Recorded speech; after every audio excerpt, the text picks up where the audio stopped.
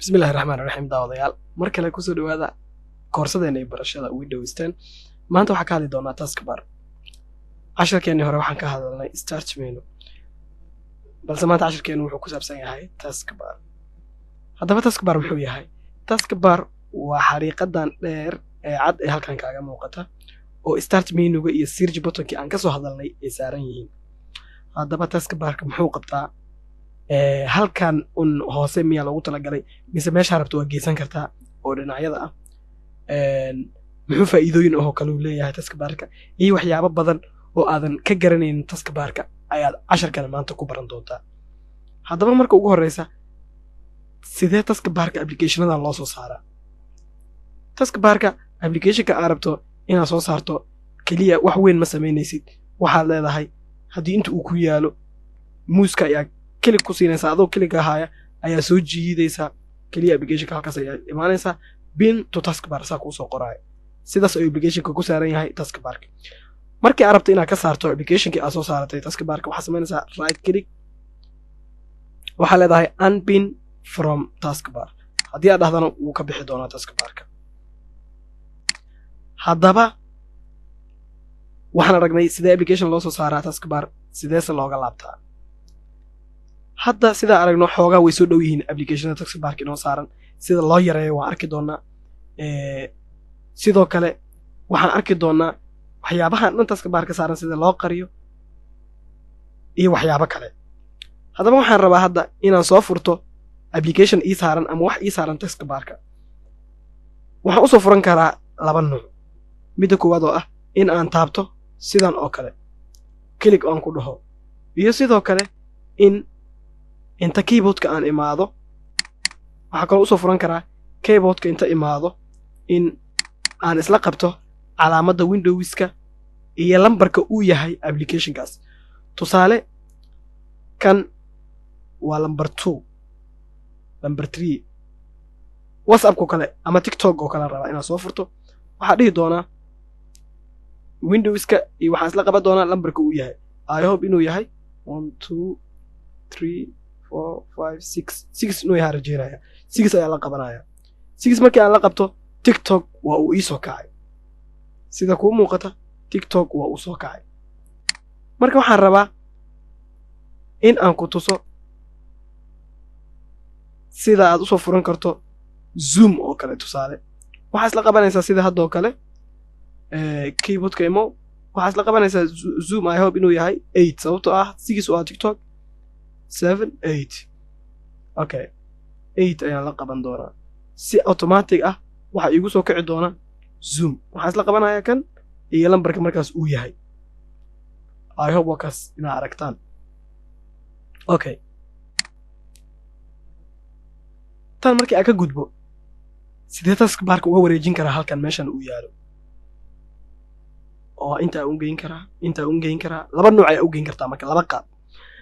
qaabka ugu horeeya waa in right click aad dhahdo oo logga aad ka qaado haddii loggaas uu ku jiro ma geyn kartid tusaale waxaan rabaa inaad jiido halkaas geeyo ma geysmaayo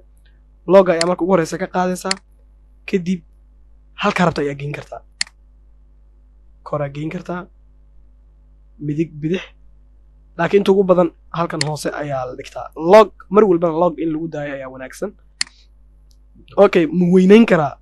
xariiqadan hadda xoogaa inay caato tahay moodaa ma weynayn kartaa yes waa weynayn kartaa adiga oo markaas dheereynayo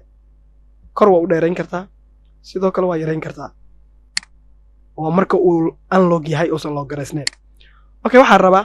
in aan yareeyo application halka iyo tusaale kale shaashada weyn ay ahaantaan rabaa oo yani shaashada in weyn oo kamid ah aan arko application halkaas ii yaala marka ma yareyn karaa application halkan ii yaala dabcan ha waa yareyn kartaa waxa imaanaysaa taskbar settings sida arkayseen logga horeyna halkan waan ka saari karnay settingskana waan ka saari karnaa waana ka qaadi karnaa oo kale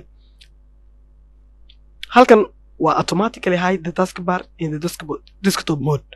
okay maxay ka yani macno tahay tusaale marka halkan on dhaho desktopka waa uu qarsanaan doonaa yani taskbarka wuu qarsanaan doonaa ilaa yani aan muuska dul keeno tusaale on ida halkan wuu isqariyay marka muuska dul keeno ayuunbuu muuqan doonaa waxaa rabtaa oo kale desktopkaaga inaad aad u aragto desktopka inuu aad kugu muuqdaa rabtaa sidaan oo kale ama waxbaad daawanaysaa so markaa imaatid unbuu muuqanayaa marka taskbarka I hope inaan fahamnay badanaana off ayaa la iska dhahaa markaa u baahato ayaa on la dhahdaa kanna waa markaa tablet isticmaalaysid computer oo windowska aan ahayn badanaa loo isticmaalaa halkan marka waa meesha ka yeelan lahayd waxyaabahan use small taskbar buttons ayaa leedahay waa yaraanayaan dhammaantooda sida kuu muuqata waana weynaysan kartaa waana yarayn kartaa okay taskbarka marka meesha labaad ee laga bedeli karo waa halkan waxaad dhihi kartaa bottom waa meesha oo yacni defaultiga ah right haddii aad dhahdo right ayuu tagi doonaa top haddii aad dhahdo kor ayuu tagi doonaa sidoo kale left haddaad dhahdana bidix ayuu tagi doonaa okay bottomka ayaa defaulti ah mar walbana la geystaa okay halkan waa mawduucyada kuu furan tusaaloo kale waxaa ii furan chrome waxa iiga sii furan ayuu ii muujinayaa mar walba waa la iska qariyaa laakiin when taskbar is full haddii aad dhahdo waa kana waxyaabaha kuu furan uu kuusii muujinaya mawduuca kaymood waa aragtaasaa filaayo kanna haddii aan furo waxa iisii furan wuu iisii muujinayaa laakiin badanaa waxaa la sameeyaa never ayaa la iska dhahaa waa la iska xiraa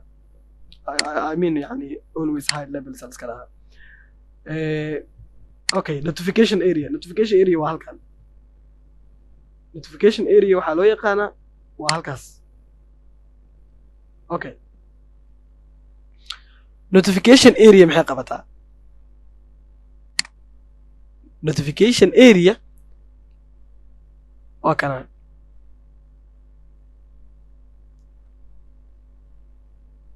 halkan imo select which icons appear on taskbarkiga iconada rabto inay ka muuqdaan tusaalo kale fast stone waa kan hadda yani aan wax ku duubaayo waxaad dhihi kartaa off haddii aad dhaho ma ka muuqan doono okay microphone midkaad iska xiri kartaa badanaa waxaa laga soo xiraa halkan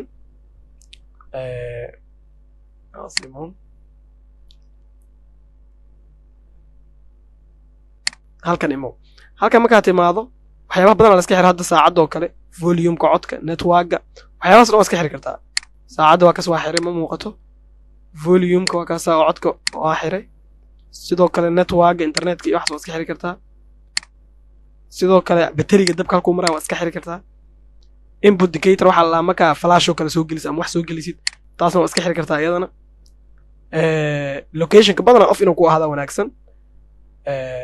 computerada meelaha badanaa la iska soo ogaado xogta qofka meeshuu jooga iyo ka mid tahay locationka badanaa waa la iska xiraa microphoneka meet now waa kaasa kan waaye asna waa iska xiri kartaa sida kuu muuqata marka intii aad rabta halkan waa kasoo muujisan kartaa waadna iska xiri kartaa